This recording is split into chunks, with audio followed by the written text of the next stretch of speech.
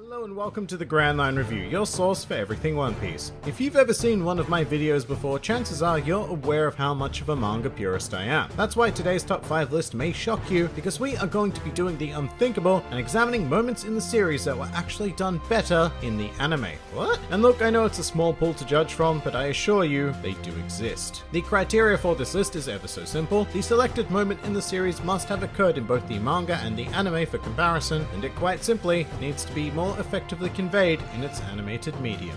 Easy as. So with that out of the way, let's begin. Welcome to the top 5 times the anime outperformed the manga.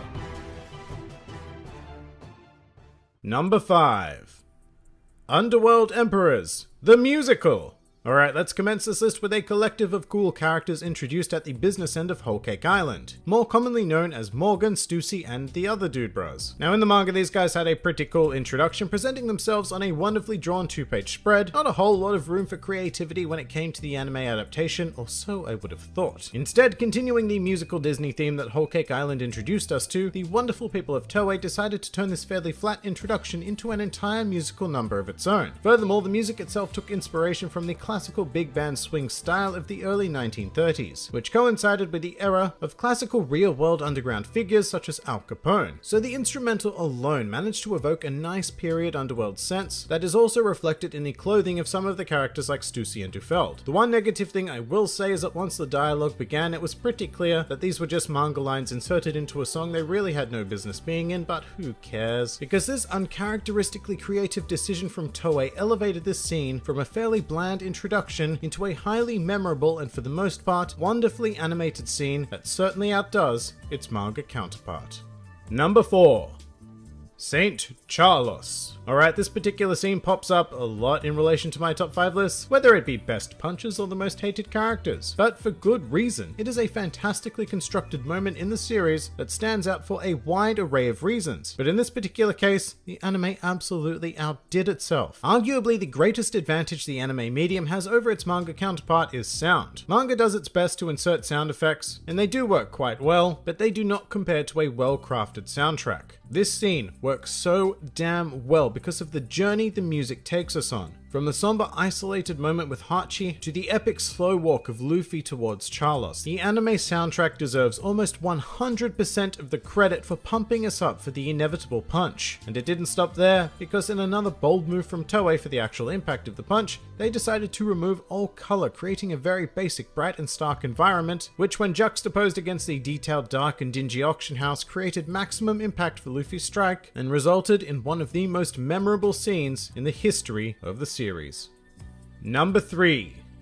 Luffy versus the Admirals. I think it's fair to say that the Marineford portion of the anime is one of the most disappointing adaptations in the series, suffering extensively from long drawn-out reaction shots and other assorted filler. However, within that ever-extended arc, there were sprinkles of phenomenally animated scenes that not only do the source material justice, but even surpass it in terms of quality, and there is no greater example of this than Luffy versus the Admirals. And most of the beauty of this scene comes down to the care put into animating a detailed environment. For example, when Luffy arrives having been tossed by Jinbei, the impact of the water onto a hard surface is sublime, and when it eventually dissipates to reveal Luffy, it is a truly epic moment, particularly with the slowed down time effect that makes the water linger in the air afterwards. And a very similar animation technique is used when Luffy begins kicking the frozen mast at the Admirals, except this time with chunks of ice. It's absolutely beautiful, and it may even be worthy of the number 1 spot, except that it suffers a bit too much from Marineford syndrome. For example, there is a section in the middle of this that is simply too long and drawn out, which is the time it takes when we see Luffy landing in this position to him simply raising his head. That takes 17 seconds. 17 seconds to convey a grand total of nothing. Oh, and also the scene gets split up over 2 episodes, which is really sad because we go from beautifully well-crafted animation to whatever the next team could shit out. But let's not dwell on this fact for too long lest we become Toei. For now, I believe the initial portion of this scene absolutely outdoes its manga counterpart. Number 2.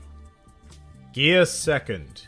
When this moment first appeared in the manga, it was mind-blowing, and as a result, the anticipation for seeing it animated was pretty damn high, and it exceeded my expectations. And just to be clear, what I'm referring to is the advent of Gear 2nd, as well as the ensuing fight against Blueno. Firstly, I thought that Luffy's coloring in Gear form was very well done by Toei, managing to find this wonderful tint of raw fleshy pink. But they also completely nailed how shiny Luffy's body becomes when using the technique. However, where they managed to exceed all expectations from me is rather simply how they conveyed the speed of Gear 2nd. Luffy's attacks came at a pace never before seen in the anime, and with the accompanying sound effects, it really makes you feel like these strikes are landing hard and fast. And the ridiculous thing is, the animation is far more simple than anything I've discussed on the list so far. What Toei managed to master in this scene is the art of pacing. Shots didn't linger, and so hard cuts became frequent, which went a long way to evoking the pure speed and impact of what was happening on screen. It is a near perfect adaptation that takes the source material and elevates it using all of the unique tools of the animated medium. If all of One Piece were adapted with the actual impact of the scene in mind like this, then it would undoubtedly be one of the greatest anime in all of history.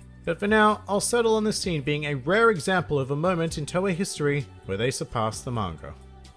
Number 1. The defeat of Crocodile. Now, I am more than likely looking at the scene with my nostalgia glasses on, but as a young teenager, I watched this episode over and over and over and over and over and over and over and over and over again. Everything about it had me hooked, from the glorious animation of Luffy soaring into the air to the classical music and even tiny details like the gruffness of Crocodile's voice as he yelled his final attack. And once again, I find myself praising the sound design, this time particularly for Luffy's punches as part of the Gomu Gomu no Storm. There's something about the particular sound they use that makes each individual punch feel so heavy, which was sorely needed when we're talking about punching one of the 7 warlords of the sea through solid bedrock. And in terms of brilliant visuals, you really can't go past the tracking shot of Luffy's punch, which bursts through the sand and lands ever so satisfactorily on Crocodile's face. To me, reading this scene in the manga is downright disappointing compared to my memory of how it played out in the anime. Both of them, by the way, because when they reanimated this scene in episode of Alabasta, it was still absolutely fantastic. Some may even argue better than the original. I wouldn't, but some might. In either case, this scene is the epitome of what an anime adaptation should strive for: to take the structure of the source material and bring it to life. And that is why the defeat of Crocodile stands at the top of this list. But that pretty much does it for the top 5 times the One Piece anime outperformed the manga. If you enjoyed this video, then feel free to like, favorite, or subscribe, and if you are in any way keen on supporting this independent channel, then please do check out my Patreon, Discord server, or Twitter, the links to which are in the handy description below. And finally, please do comment with your own chosen moments where the anime outdid the manga. This has been the Grand Line Review, and I'll see you next time.